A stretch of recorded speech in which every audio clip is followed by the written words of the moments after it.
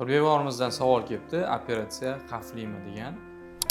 Operatsiyani odatda har qanday operatsiya, har qanday tibbiyot muolajalari, hatto bitta ukol olish ham o'zini xavflari bor, ya'ni risklari bor. Lekin hozirgi kunda mana hisobga oladigan bo'lsak, plastik xirurgiya sohasi juda ham xavfsiz soha yo'nalish hisoblanadi, chunki asosan bemorlarimiz sog'lom bemorlar, ya'ni bemorlarni analizlarini tekshirganimizda, hamma hayotiy muhim organlarni tekshirganimizda ularni sog'lomligi, ya'ni sog'lig'i tomonidan jiddiy muammolar bo'lmagan holatda operatsiyaga olinadi. Chunki plastik xirurgiya bemorlari shu riskni kamaytirish maqsadida biz operatsiyadan oldin juda ham ko'p tekshiruvlarni amalga oshiramiz va xavfsiz operatsiyadan keyingi, operatsiya davomida, operatsiyadan oldingi davrda hamma protsess xavfsiz bo'lishi va tiklanish yaxshi bo'lishi uchun bemorlarda juda ham chuqur tekshiruvlar amalga oshiriladi va shundan keyingina operatsiyalarni amalga oshiramiz.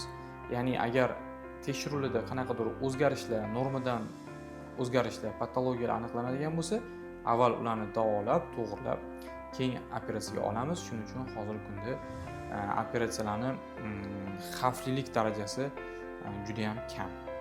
Endi operatsiyadan keyin og'riq bo'ladimi degan savol kelgan. Savol to'g'ri juda ham, chunki har bitta bemor operatsiya bo'lishidan oldin og'riq haqida o'ylaydi. Og'riq inson uchun har doim qo'rquv bo'lib kelgan. Operatsiyalar narkozda, qanaqa narkozda, ya'ni umumiy narkozdami yoki mahalliy og'riqlantirish ostami, shunga qarab og'riq turli darajada bo'ladi.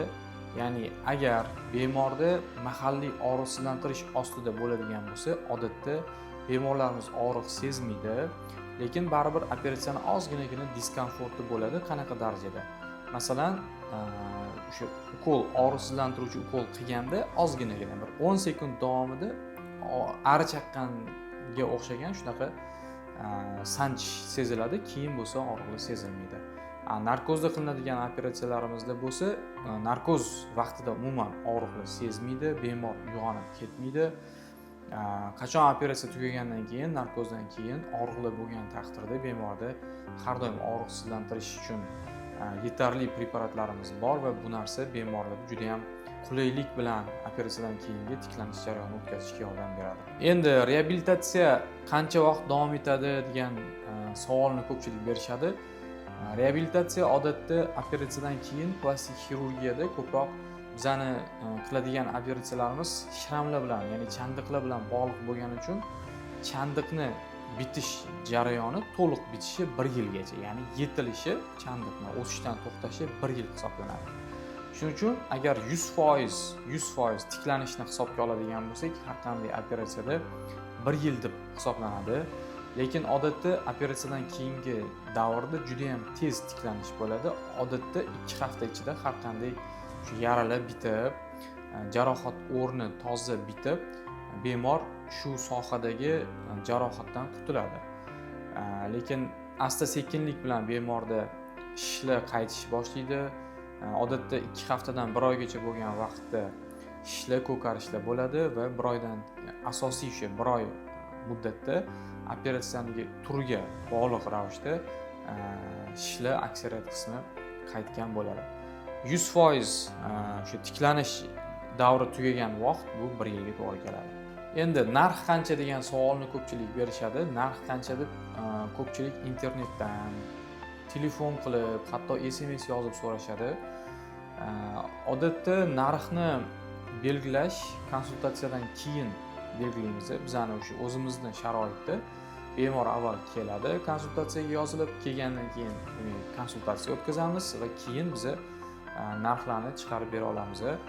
Albatta, operatsiyani, muolajalarning narxlari qaysi klinikada operatsiya qilinishi, kim tomonidan operatsiya qilinishi va qanaqa operatsiya amalga oshirilishiga qarab turib har xil bo'ladi. Ya'ni operatsiyani 10 ta vrach bitta turdagi operatsiyani 10 xil bajaradi. Ya'ni har bitta vrachni o'zi ishlatadigan materiallar bor.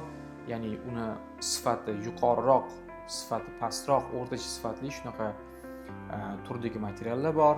va undan keyin operatsiyadan keyingi qilinadigan muolajalar ham har bitta vrachda o'ziga xos protokol asosida bo'ladi.